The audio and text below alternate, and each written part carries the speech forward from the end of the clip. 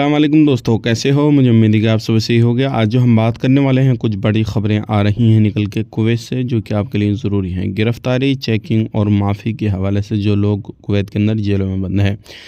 सबसे पहली खबर की तरफ बढ़ते हैं। जो बड़ी खबर आ रही है निकल के कुवैत के अमीर की तरफ से अब एक बड़ा बयान आया है। अभी जो है, जो भी लोग जेलों के अंदर बंद हैं, लगभग टोटल काफ़ी ज़्यादा लोग जेलों के अंदर बंद हैं, लेकिन 3000 लोगों की फ़ाइलें चेक करी जाएंगी और 3000 लोगों को रिहा किया जाएगा। देखा जाएगा उनका डाटा वगैरह, कब से जेल में बंद है, किस क्राइम में है, क्या नहीं है, और उसके बाद में उनको रिहा कर दिया जाएगा।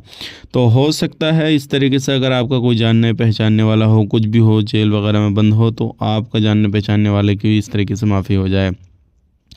बात कर लेते हैं। मिनिस्ट्री ऑफ इंटीरियर के 2 कर्मचारियों को पकड़ा गया है, जो कि नौसिब बॉर्डर पे कुछ लोगों को बॉर्डर पार कराने की कोशिश कर रहे थे।